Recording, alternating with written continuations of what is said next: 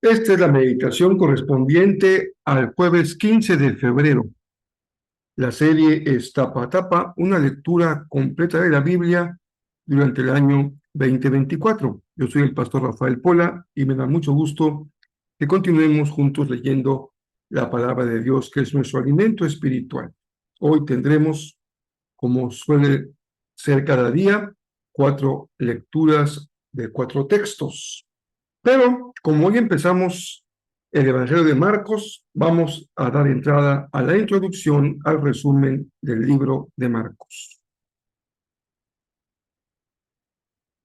El Evangelio según Marcos es uno de los primeros registros de la vida de Jesús, y las tradiciones históricas más cercanas enlazan este libro con un escriba cristiano llamado Marcos o Juan Marcos. Él fue un colaborador de Pablo y un compañero cercano de Pedro.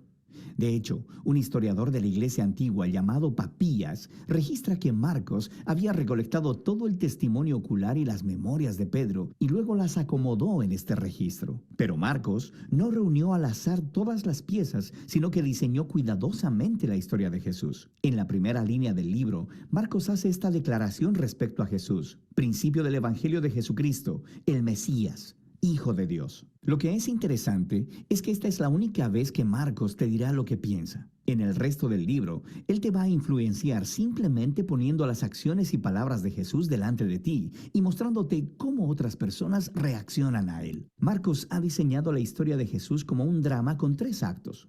El primero sucede en Galilea, el tercero en Jerusalén, y el segundo acto muestra a Jesús en el camino de un lugar a otro, y cada uno de los actos se enfoca en un tema repetido.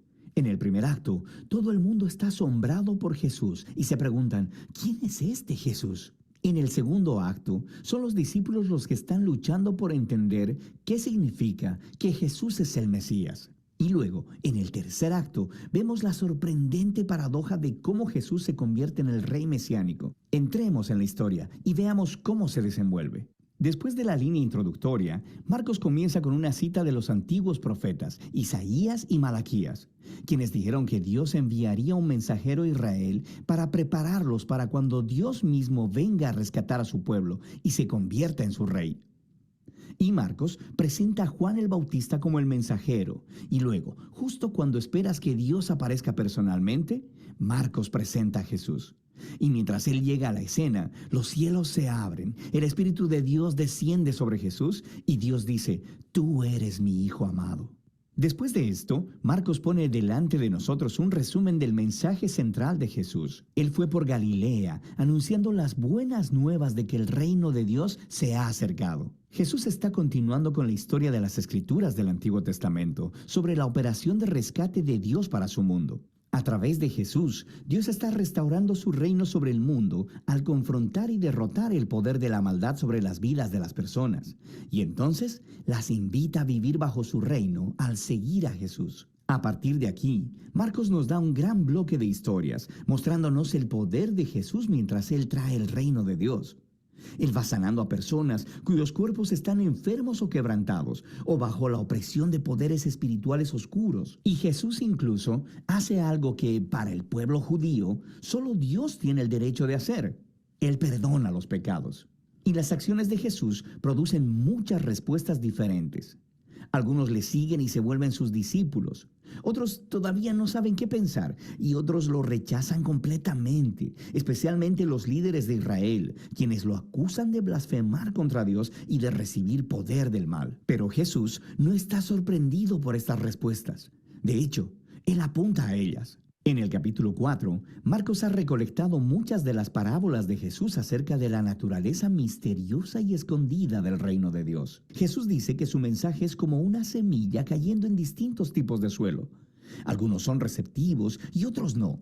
O que es como una semilla de mostaza que es muy pequeña, parece insignificante, pero luego crece enormemente y sorprende a todos. El punto de Jesús es que Él realmente es el Mesías que trae el reino de Dios, pero no luce como nadie lo esperaba. Esta creciente confusión acerca de Jesús entre las multitudes está conectada con la idea clave que Marcos enfatiza al final del primer acto, que incluso entre los discípulos de Jesús hay confusión.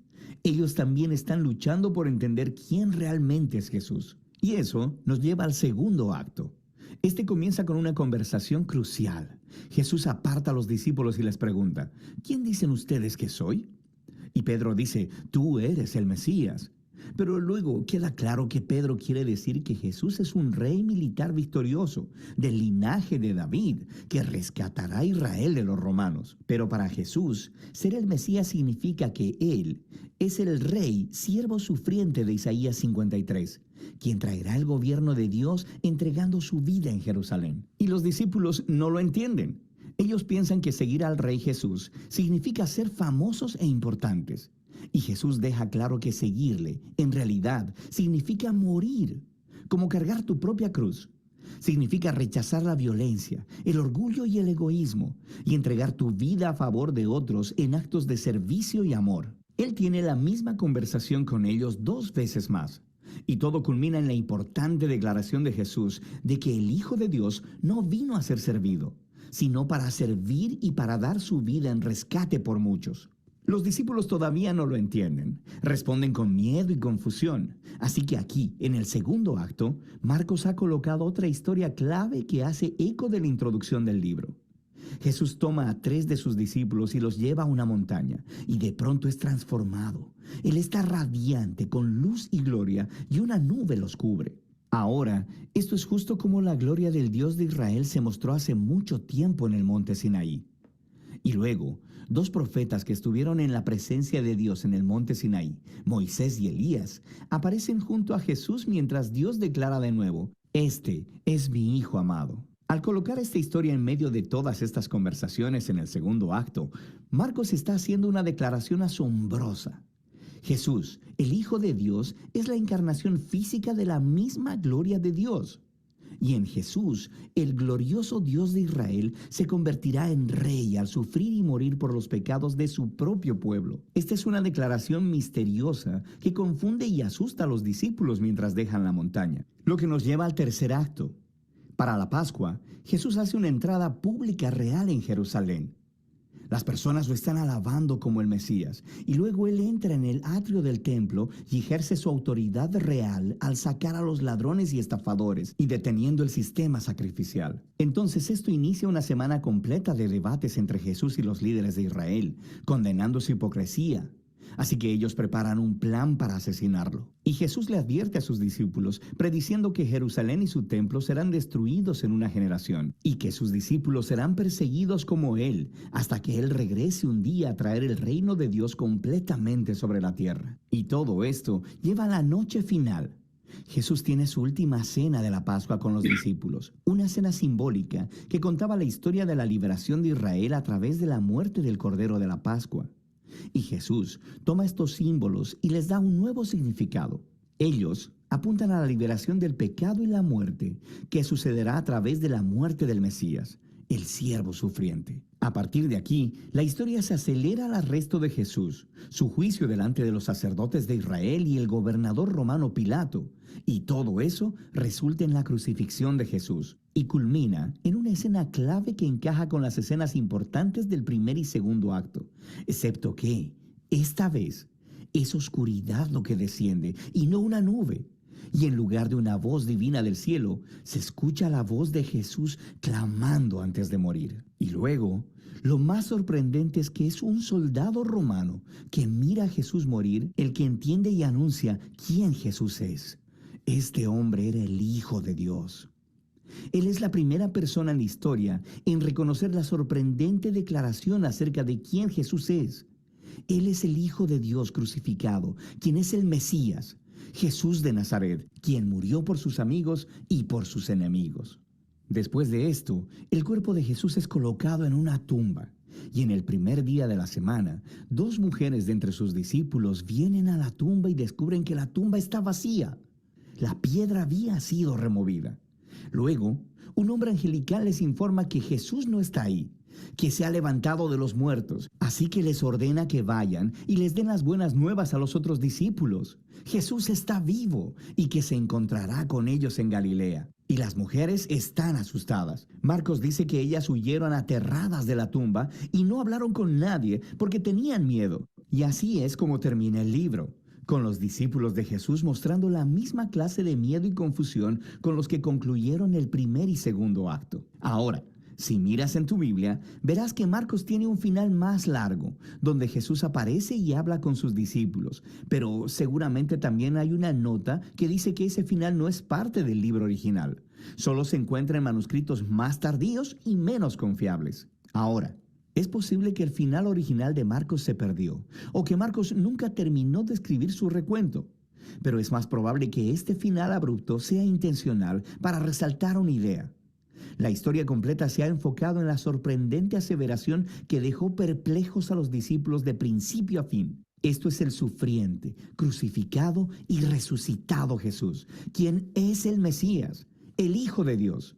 Que el amor de Dios y su reino al revés son revelados en la medida en que Jesús murió por los pecados del mundo.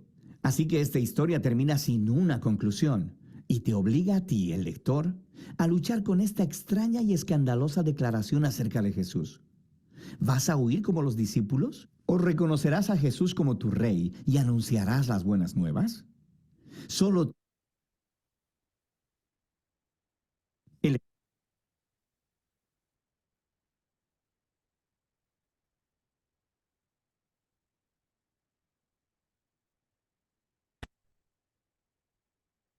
Hermoso trabajo, muy educativo y nos da un panorama amplio de Marcos antes de que empecemos a leerlo. Nos da un marco general.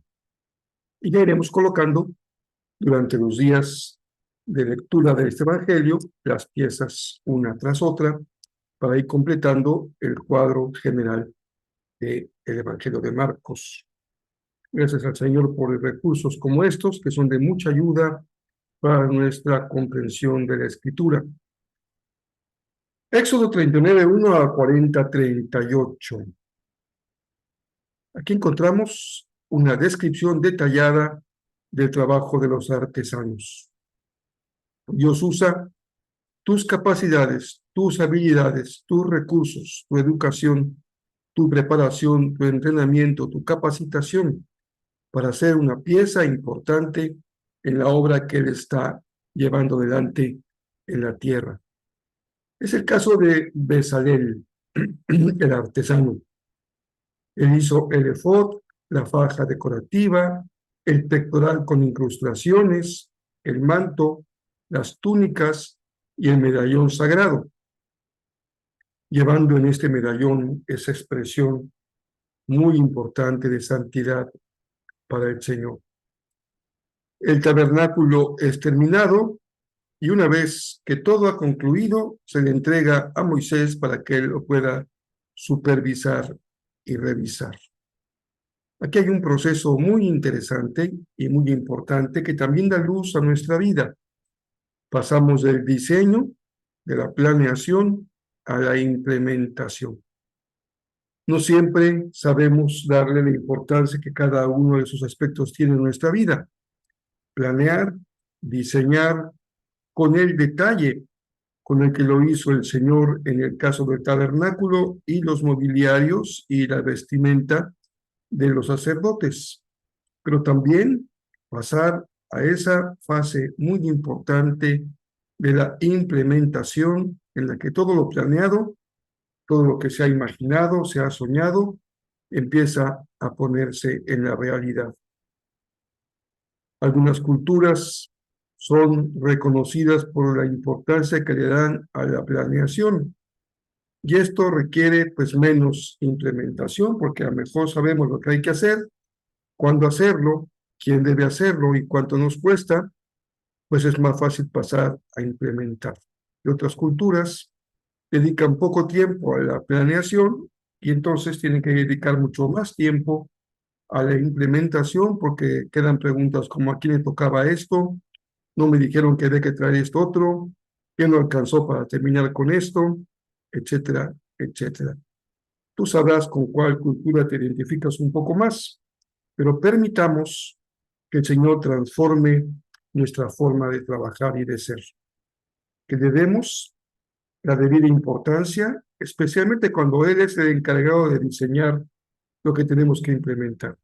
Y también le demos el cuidado que requiere la implementación de lo que Dios quiere para nuestras vidas. Así que Moisés pone manos a la obra y levantan el tabernáculo con esta obra que será un aniversario. El primer mes, el primer día del primer mes del segundo año. En el tabernáculo, una vez terminado y consagrado, se hará presente el Señor con una nube que lo cubre durante el día, pero cuando está sobre la tienda directamente, entonces Moisés no puede entrar. Debe esperar a que la nube se eleve para entrar al tabernáculo. Durante la noche lo verán como una gran luminaria que resplandece dentro del mismo tabernáculo. Estos no son más que símbolos, señales, manifestaciones de la presencia misma de Dios en el tabernáculo de reunión. Llegamos al inicio del Evangelio de Marcos. Es un evangelio un poco más corto y, como bien aprendimos en el resumen, está consagrado a dar cuenta de lo que Jesús enseñó e hizo sin demasiada participación del evangelista. Solamente le corresponde la labor de estructurar el evangelio. Y Marcos inicia compartiendo el contenido del evangelio, la buena noticia acerca de Jesús, el Mesías. Como escuchamos, él cita a Isaías y a otro profeta más, ambos refiriéndose al ministerio del Bautista, de Juan, como el precursor. Llama la atención que Marcos nos comparte cómo estaba vestido: ropa tejida con pelo rústico de camello y un cinturón de cuero. Aquí hay dos grandes modelos o dos grandes prototipos de cómo el Señor utiliza a sus siervos. Leímos con mucho cuidado todo lo que el Señor estableció para el sacerdocio: su ropaje, su purificación y la manera en que deben ser ungidos y apartados. Pero ahora encontramos a otro modelo. No se ajusta al modelo, al prototipo sacerdotal. Está más bien alineado al esquema del profeta. Es un hombre del desierto, es un gran predicador, con un mensaje muy radical. Su ropa está tejida con pelo rústico de camello, no es el lino fino ni el hilo azul o púrpura, y lleva más que un pectoral, un cinturón de cuero. ¡Qué contraste! Nos ayuda mucho a no quedar con nuestra mente paralizada en el modelo sacerdotal, sino también encontrar cómo aquí el Señor utiliza a otro prototipo que es el profético. Y Dios así nos enseña que su obra es multifacética. Es alta, baja, ancha, profunda, dirá el apóstol Pablo. Pero todo es parte de la obra de Dios y cada uno tiene su propósito. El sacerdocio había de interceder ante Dios y ministrar al pueblo. El profeta es un llamado al arrepentimiento, al bautismo de arrepentimiento y a ser el precursor de Jesús, el Hijo de Dios.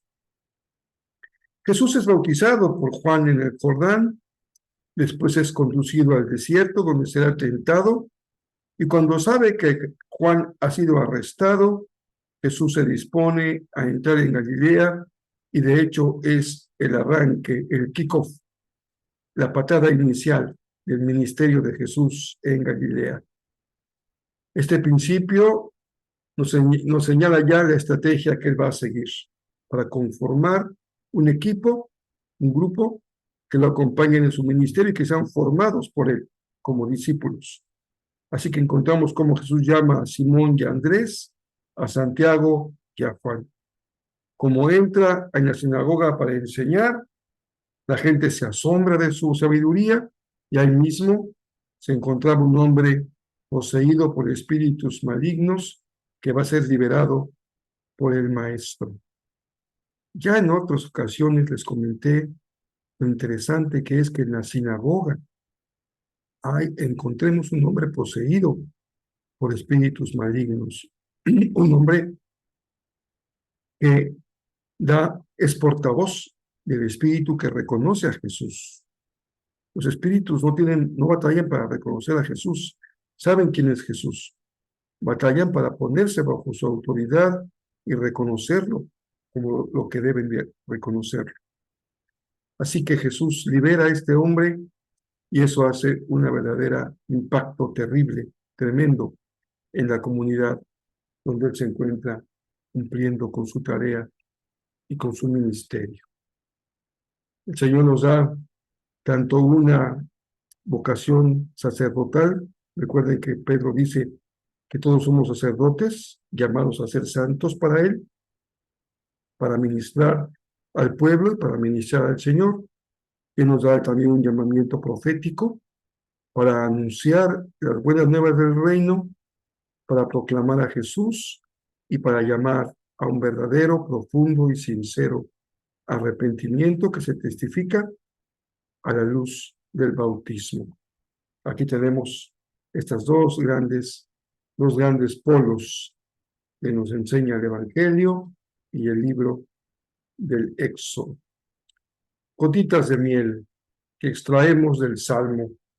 Cuando leemos el Salmo 35 otra vez, queda en nuestro corazón el pensamiento de que la tenía difícil David. Su liderazgo era un liderazgo muy cuestionado, muy perseguido, muy criticado, muy señalado. No fue fácil para él mantenerse en el trono como lo que fue el gran rey de Israel. Por eso digo de la lucha, de la animadversión, de la persecución. El salmista le dice al Señor, Señor, quiero oírte decir, yo te daré la victoria. ¿Cómo necesitamos esa certeza cuando estamos luchando? ¿Cómo necesitamos sentirnos seguros de que Dios está con nosotros, Dios va con nosotros y que la victoria es del Señor? No tengamos temor. Si el gigante es grande, es más grande el Señor. Si la batalla es cruenta, es más poderoso el Señor. Queremos escucharlo en nuestro oído decir, yo te daré la victoria. Pues escúchalo hoy, escúchalo y llévalo a lo profundo de tu corazón. Dice además el Salmo, entonces me alegraré en el Señor y estaré feliz, porque Él me rescata. El salmista sabe que la única fuente de salvación, de rescate, está en el Señor y confía en que así el Señor va a hacer su obra maravillosa. Finalmente, seguimos con esta obra hermosa del libro de Proverbios, que es la expresión de lo que llamamos en las meditaciones, cuando trabajamos 5 minutos sobre ella para hoy, el movimiento sapiencial. Tenía como lugar preponderante la corte, el palacio. Era un esfuerzo de recopilación de conocimiento y sabiduría asociado con el rey Salomón y con el palacio. Así que mucho refleja el conocimiento popular que fue inspirado por Dios, como nos dice la palabra, sobre los asuntos prácticos de varones, del rey y de los jóvenes que están siendo formados. Pero también recoge mucha sabiduría popular, que Dios habla también en la boca del conocimiento de su pueblo por años y años y años. Esta sabiduría, dice Proverbios, nos da una larga vida. No es solamente conocimiento, sino una forma de vivir. ser sabio. Cuando eres sabio, es una forma hermosa de vivir. Tener la sabiduría es ya una gran bendición. Pero tú y yo sabemos muy bien que no tenerla nos lleva a padecer grandes errores en nuestra vida. Vamos a recordar y a invitarles una vez más a que se suscriban al canal de Jezreel. Nos ayuda mucho si se suscriben en YouTube.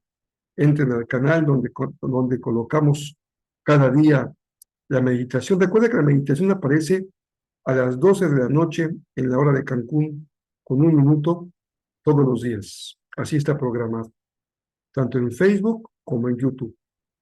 En los diferentes chats de WhatsApp lo ponemos en la liga a una hora un poco más tardecita para no interrumpir el sueño de ustedes. Si alguno deja su teléfono abierto, prendido, pues va a escuchar la señal de la meditación que llega, y tal vez algunos digan, pastor, es muy temprano, porque en México pues llega la notificación a las 5 de la mañana y en la hora central, pero si tú estás en Cancún, pues te va a llegar a las 6. Un poco después, por ahí de las 6, pero la meditación está publicada tanto en Facebook como en YouTube desde las 12:01 de la noche.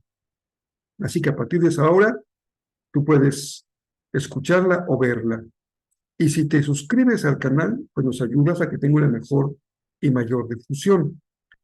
Tanto en el caso de Facebook, si le pones like o la compartes, nos ayuda también a que se difunda de mejor manera. Así que así colaboramos todos en proclamar el mensaje del Evangelio. Este domingo vamos al 18 de febrero con los mensajes 12 y 13. Terminaremos Primera de Juan. Y el siguiente domingo vamos a los mensajes 14 y 15, la segunda y tercera de Juan. Y ya con febrero terminaremos las cartas de Juan. Ya prediqué todo el Evangelio, ya prediqué todas las cartas, también prediqué el Apocalipsis, aunque no lo hicimos de manera tan completa como se está haciendo esta serie, más detallada. Así que yo creo que el próximo año, en el 2025, si Dios nos concede la vida, iremos a el Apocalipsis. No tenemos prisa porque vamos leyendo la Biblia de manera pausada y llegaremos allá, si Dios nos presta vida, a compartir Juan en el Apocalipsis. Por ahora, le preguntamos al Señor cómo superar las crisis. Y el Señor nos responde en las cartas de Juan. Invita a alguien o a que te acompañe o a que se conecte, pero invita a alguien siempre. Date a esa labor. Nos vemos el sábado, ya sea que nos veamos por medio de las redes sociales o presencial allá en Jezreel, 7 de la tarde, sábado 17, calle Madroño, junto al Colegio Álamos. Ahí estaremos celebrando el concierto, el Día del Amor y la Amistad, además de adoración, música, compañerismo. Tendremos un pequeño convivio, así que será un día de mucha bendición. El domingo, sin excusa ni pretexto, listos para mantener en alto el ministerio que Dios nos ha concedido de compartir el mensaje de salvación. Que este día sea de mucha bendición, que el Señor prospere tus planes, tus sueños. Recuerda, planea con detalle e implementa con decisión. Planea con detalle e implementa con decisión. Y si sigues la indicación de Dios, el plan será inmejorable. Y si el Espíritu del Señor te da la fuerza para poder llevar a la práctica lo que Él ha puesto en tu corazón, entonces nada te va a detener. Que así sea.